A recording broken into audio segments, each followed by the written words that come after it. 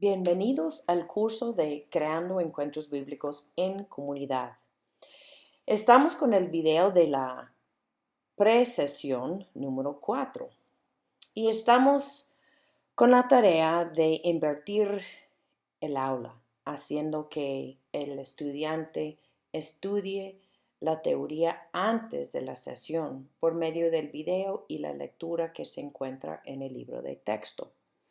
Así que estamos con ustedes este día con el deseo de ayudarles a crear encuentros bíblicos en comunidad. Este curso es parte del diplomado que ofrece Campamentos Cristianos Internacionales de América Latina.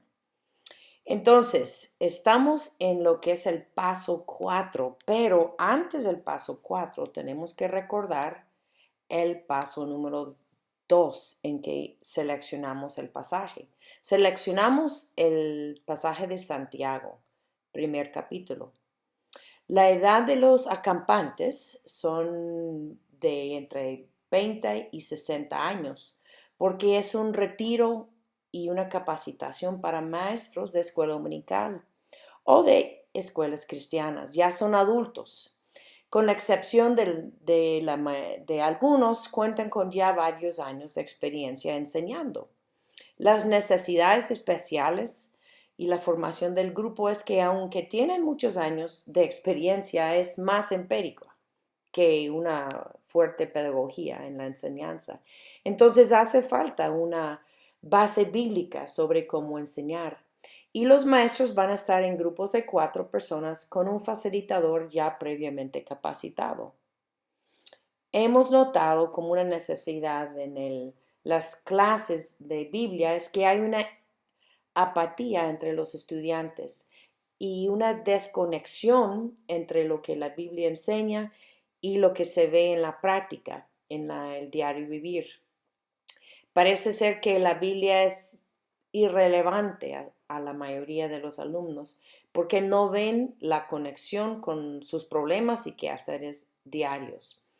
El propósito general es desarrollo del liderazgo y su inventario de experiencias previas que ya mencionamos que han recibido algunas instrucciones sobre cómo preparar un estudio bíblico, pero más por el currículum, el material que están usando, pero muy poco sobre la pedagogía que hay en la Biblia. ¿Por qué escogimos Santiago 1?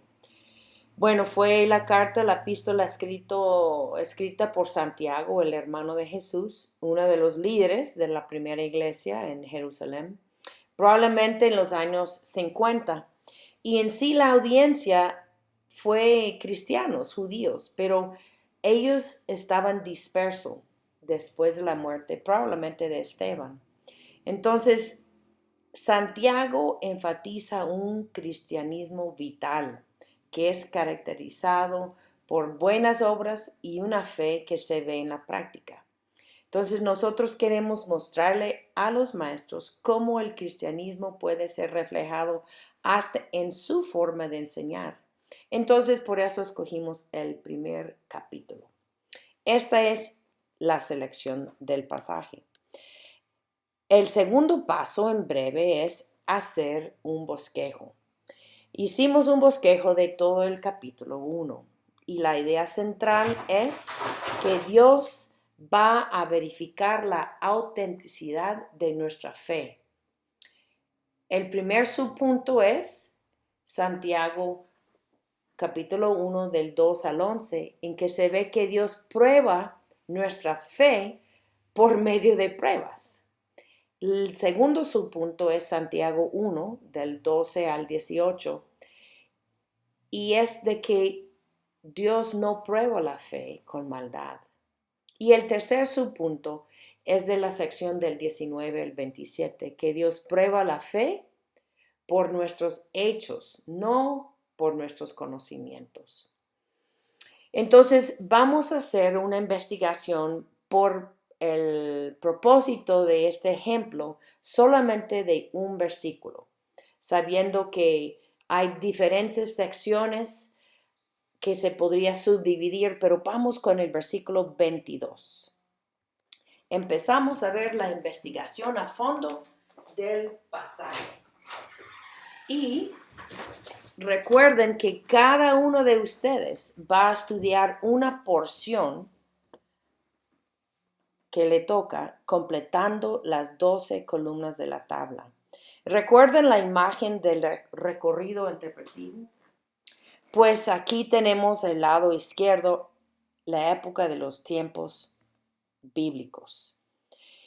Y para poder cruzar y aplicar y ver la interpretación de esta porción bíblica en el día de hoy, los tiempos modernos, necesitamos cruzar ese río de diferencias de cultura, de lenguaje, de tiempo y de la situación, construyendo un puente. Entonces, ese es el propósito. Nosotros sabemos que hay que construir el puente que conecta los tiempos bíblicos con el día de hoy. Y para esto se construye con 12 columnas, así como se ve en la imagen, el puente que tiene 12 columnas. Ahora, la hoja de trabajo que va a guiar esta investigación tiene 3 páginas. Es una hoja grande de doble carta. La primera página te da la introducción con los principios de hermenéutica, cómo interpretar este género de literatura. Recuerda que hay muchas formas de estudiar la Biblia, muchas escuelas con diferentes formas de interpretar y observar y aplicar el pasaje, pero nosotros escogimos en base al género de literatura. Entonces, cada género de los 6 que tenemos está disponible de acuerdo al pasaje que tú escoges. Entonces, vamos a usar para Santiago el género de literatura de las epístolas. La segunda página tiene las columnas que son de la etapa de observación y son aproximadamente 5 o 6 para cada uno de los géneros. Ahora, la tercera página tiene las columnas de las etapas de interpretación y aplicación. Entonces, ahí están, típicamente la 12ª columna tiene una parte sobre donde puedes poner ideas para la guía y el manual del acampante. Así que a grandes rasgos, cada una de las hojas de trabajo de 12 columnas consiste en 3 páginas. Vamos a ir viendo los conceptos de cada página. Bueno, primeramente se pone en la parte superior a la izquierda el versículo que vas a estudiar. Después debieras poner en cuanto el nombre del autor, que ese es el Santiago, el hermano de Jesús, y el nombre de los recipientes. En ese caso, fueron cristianos judíos y quizás los judíos que fueron dispersados después de la muerte de Esteban. En la tercera parte del encabezado se pide que pongas el punto central del pasaje o la idea central del pasaje. Tienes que referirte a tu bosquejo, que es el paso 3. Y también el subpunto de tu porción en particular. En mi caso es el que la idea central es que va a verificar la autenticidad de tu fe. Y en particular Dios prueba por hechos tu fe y no por nuestros conocimientos. Entonces, aquí vamos uno por uno. Vas a tener tu propia copia digital de el ejemplo de Santiago 1:22, de manera que no voy a dar lectura a la totalidad de lo que está escrito, pero quisiera que te familiarices con las 12 columnas del género de literatura epístolas. Primeramente escribes el versículo, en mi caso, pero sed hacedores de la palabra y no tan solamente oidores, engañándoos a vosotros mismos. Entonces, aquí tenemos la segunda columna. La segunda columna consiste en reconstruir el contexto o la situación u ocasión a la cual el autor está escribiendo. Eso requiere que te metas bastante en algún diccionario, en la introducción de la epístola, en una Biblia de estudio o algún comentario para humildemente tratar de reconstruir la ocasión, el problema o el error por la cual fue escrita la carta. Nosotros sabemos que es como escuchar a una parte de una conversación telefónica. Sabemos que escribió el autor, pero no sabemos las preguntas que le estaban haciendo. Algunas veces estamos especulando cuál fue el error o la pregunta inicial, pero queremos que de todas formas trates de entender el contexto. En el caso de Santiago, está escribiendo a creyentes que eran tanto ricos como pobres y eran judíos. Era la época histórica en que los romanos estaban persiguiendo a los cristianos, incluso los mismos judíos que habían rechazado a Jesús estaban persiguiendo a los cristianos. Entonces, Santiago escribe como un pastor, está instruyéndoles, animándoles en medio de sus dificultades. No está escribiendo para no creyentes, sino a cristianos. Y él no está explicando cómo convertirse, sino cómo comportarse como cristiano. Habla con mucha franqueza y describe a Santiago acciones específicas, espirituales, que se espera de los cristianos. Esta es la segunda columna. La tercera columna es el contexto inmediato, el sentido de las secciones antes y después de tu porción. Y al final debieras escribir un título. Entonces, al principio de Santiago 1, habla de que Dios prueba nuestra fe por medio de pruebas y él explica que debemos enfrentar las tribulaciones con sumo gozo. También él explica que Dios no prueba la fe con maldad. Habla un poco de cómo suceden las tentaciones. No vienen de Dios, sino viene por nuestros propios deseos. Incluso usa una analogía del embarazo que comienza con la concepción, o sea, el deseo. Y si no lo paramos ahí el deseo nos lleva al pecado y damos luz a la muerte. Y finalmente la sección de estudio de que prueba nuestra fe por ver nuestros hechos, nuestras obras. Entonces yo puse el título de esta sección del 22 al 25, escucha y obedece. Y posterior, el contexto después de mi porción es de que Santiago en capítulo 2 habla de la incongruencia de un cristiano de mostrar favoritismo, discriminando contra los pobres en favor de los ricos. Así que esta es la tercera columna, todavía en la etapa de observación del pasaje. La cuarta es una obra de escribir y parafrasear cada versículo. Lo lees, cierra tu Biblia y escribe lo que recuerdas haber leído. Luego abre tu Biblia, corrobora que hayas captado todo el sentido del versículo y sigues haciendo esto hasta que tu parafraseo esté bien hecho, sin agregar nuevos elementos, sino siendo fiel al pasaje. Entonces yo escribí algo como el del versículo 22, siempre el autoengaño comienza cuando oyes el mensaje de Dios, pero no lo pones en práctica. Oír la palabra de Dios conlleva la responsabilidad de practicar y obedecerla. Entonces,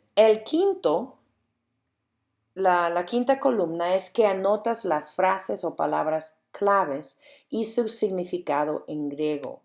Este es un elemento de investigación, de ver detalladamente el pasaje y al usar algún diccionario bíblico u otros recursos. A veces ya existen bastante en el internet.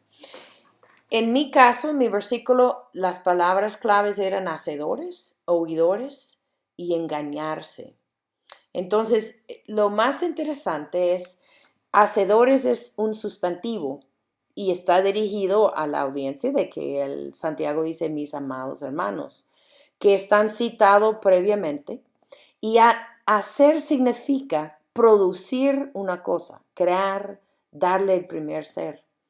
En griego habla de el que ejecuta sin postergar.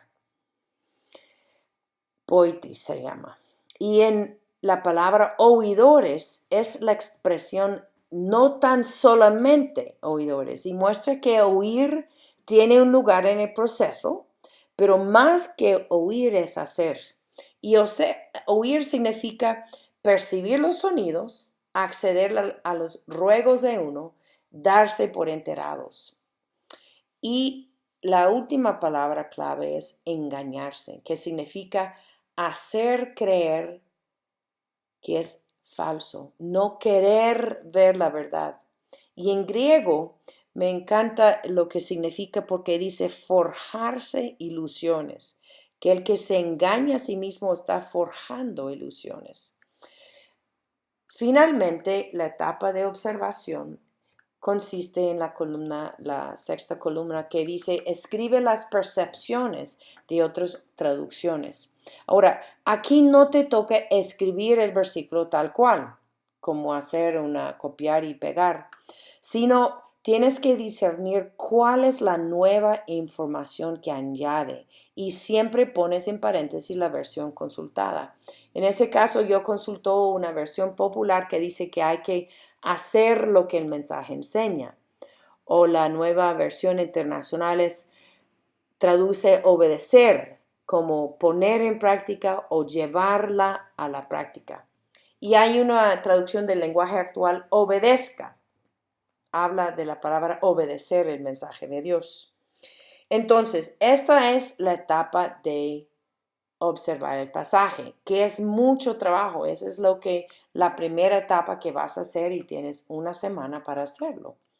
Usando tu tiempo a solas, tu hora devocional, para poder completar las 6 columnas.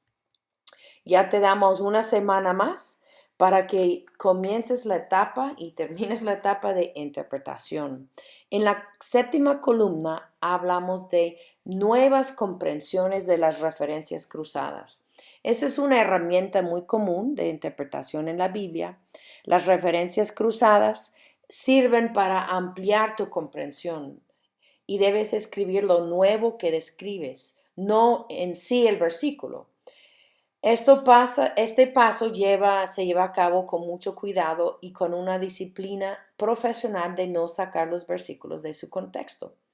En mi caso, yo cité Santiago 4:17 porque este versículo menciona los pecados de omisión, o sea, no hacer lo que tú sabes que es correcto. Por cierto, muchas Biblias de estudio tienen las referencias cruzadas en la misma Biblia, en alguna parte. Si no, también se puede buscar en el internet. Mateo 7:21 habla de que únicamente aquellos que hacen la voluntad de Dios entrarán en el reino. O sea, el autoengaño entonces se ve de parte de aquellos que dicen, Señor, Señor, creyendo que iban a llegar al cielo, pero no hacían la voluntad. También mencioné Lucas 6, la historia tan conocida es un cuadro mental o ilustración de un hacedor y de un oidor solamente. El hacedor es aquel que construye su casa sobre la roca y el oidor solamente es aquel que edificó sobre la tierra, en la parábola que cuenta Jesús. Entonces, estás ya moviendo hacia interpretar el pasaje. La 8ª columna es donde anotamos las apreciaciones de los comentarios bíblicos sobre esos versículos. Este paso se hace después de haber hecho toda tu investigación personal. Debes usar los comentarios bíblicos para confirmar y ampliar tus propios descubrimientos. Es como hacer un atajo, hacer trampa, el hecho de que lees el pasaje y vas directamente al comentario bíblico. No es correcto robarte de esta cantidad de riqueza de tu estudio propio. Entonces, aquí es donde estudié. Por cierto, hay que siempre respetar los derechos reservados citado en el comentario o el website que estás consultando. Aquí es donde encontré información interesante que dice que hay una escuela de pensamiento de los griegos que exaltaba el intelecto, el uso de la razón. Y para los griegos no existía una preocupación por poner en práctica sus conocimientos. Se creía que hacerlo era automático o hasta irrelevante. Lo más importante en la escuela de los griegos era adquirir conocimiento y no medir o evaluar la acción o hechos. Ahora, interesantemente, hoy día nuestras escuelas siguen el mismo énfasis griego al preocuparse más con lo que uno sabe en el sentido de recordar información. Pero en contraste, las enseñanzas de Jesús, o sea, la escuela de pensamiento de los hebreos, muestra relativamente poco énfasis en medir conocimientos. Más bien en Jesús cuestiona a la gente no por lo que saben, sino por lo que hacen, o sea, la voluntad de Dios. Y la escuela de pensamiento de los hebreos es como una integración del saber y hacer, o sea, aprender haciendo. Y Santiago les está advirtiendo sobre la influencia pecaminosa de los griegos y su forma de pensar, de ignorar el hacer. Esta es una apreciación que adquirí de estudios adicionales y comentarios bíblicos. Ahora, la novena, ya vamos acercándonos, estamos todavía en la etapa de interpretación, pero la novena columna habla de anotas cualquier uso del Antiguo Testamento en el Nuevo Testamento, que debieras aclarar cualquier nuevo entendimiento que esto trae al pasaje. En mi caso, encontré que Ezequiel 33, los versículos 30 al 32, hace notar que lo mismo pasaba con los israelitas. O sea, Ezequiel está señalando que les gustaba escuchar los mensajes del profeta, pero no los ponía en práctica. Dice así, que les gusta mucho cómo hablas, pero les gusta más el dinero. Te oyen, pero no hacen lo que les dices. O sea, la naturaleza del ser humano no cambia a lo largo de los siglos y los siglos. Esto fue del Antiguo Testamento. Ahora, llegando ya al final de la etapa de interpretación, que es la 12ª columna, y con humildad y diligencia amarras y unes todo lo estudiado para dar la interpretación final del pasaje, o sea, su significado central como un resumen. Hemos provisto algunas preguntas que facilitan la interpretación, como ¿qué es lo que Dios está diciendo? ¿Cuál es su mensaje? ¿Por qué fue escrito? ¿Qué habría significado este pasaje para los primeros oyentes? Entonces, Santiago dice que al recibir la palabra significa más que solamente oírla. Tenemos que vivir según sus enseñanzas. Oír sin obedecer indica que nos estamos forjando ilusiones falsas sobre nuestro cristianismo. Más adelante, Santiago pinta un cuadro de cómo es cuando alguien oye pero no practica, con una ilustración del espejo, pero esto ya sería otro estudio. Entonces, teniendo la interpretación final, uno ya pasa siguiendo en oración la etapa última de la aplicación. ¿Cómo puedes poner en práctica este nuevo entendimiento sobre el tema, ya sea en pensamiento, actitud, palabra o acción? Naturalmente, esta sección de aplicación fluye hacia un plan de acción y debes escribir lo que Dios te ha llevado a hacer para obedecer su palabra. Ahora, personalmente, lo que yo adquiría a lo largo de mi estudio fueron las enseñanzas siguientes. Si solamente oigo la palabra, pero no la pongo en práctica, estoy pecando. 2, hacer lo que sé hacer lo que sé es completar el ciclo de aprendizaje. Al omitir la práctica, corro el riesgo de olvidar todo lo que he aprendido. 3. Mi vida tendrá más firmeza y solidez si aplico lo que Dios me enseña. De lo contrario, podría yo estar engañándome a mí mismo sobre mi cristianismo. Y finalmente, Jesús mismo me consideraría parte de su familia al hacer su voluntad. Entonces, ¿cómo pongo en práctica esto? Bueno, previamente yo estudié Santiago 1, versículos 2 a 4. Yo escuché el mensaje que tenía que regocijarme al pasar por diversas pruebas. Considerar ese tiempo puro gozo. Mi convicción es cambiar mi forma de actuar, pues lejos de regocijarme, bueno, yo francamente me quejaba. Trataba de buscar salida o me esforzaba más para hacer las cosas que salgan a mi modo. Pero esta enseñanza es algo radical para mi vida, porque a la luz de Santiago 1:22 no tengo escape, sino aplicar esta lección a mi diario vivir.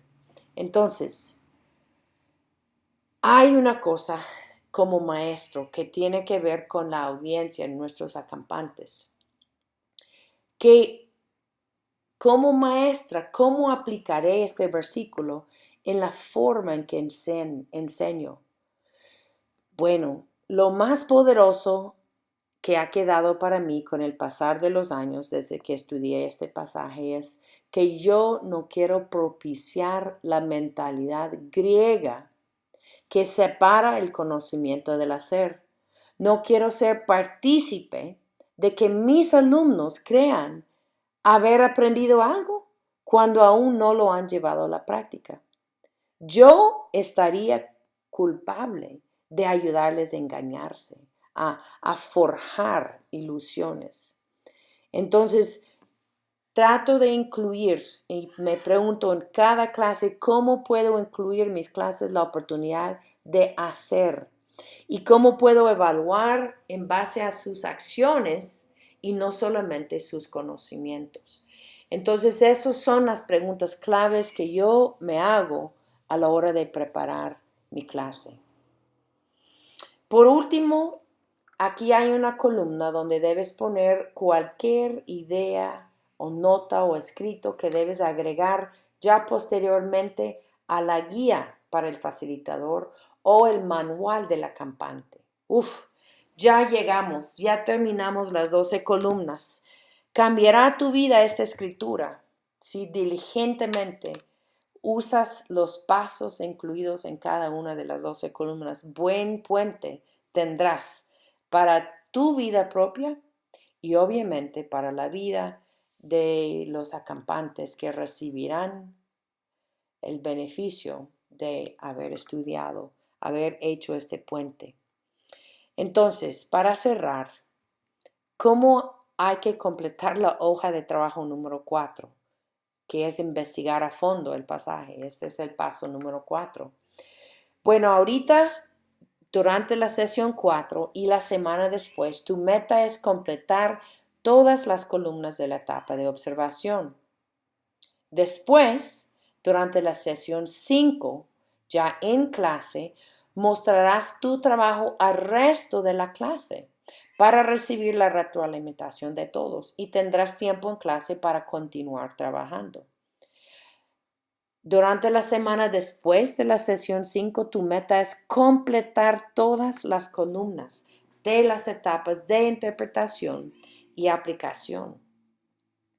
Ahora, durante la sesión número 6, que es el primer mini campamento, mostrarás tu hoja de trabajo al resto de la clase para recibir la retroalimentación de todos. Ya el puente estará construido. Ya podrás ver cómo se aplica de los tiempos de la Biblia a la vida moderna hoy día y podrás comenzar el proceso de crear los EBCs. Gracias por su atención. Espero que esto te haya servido.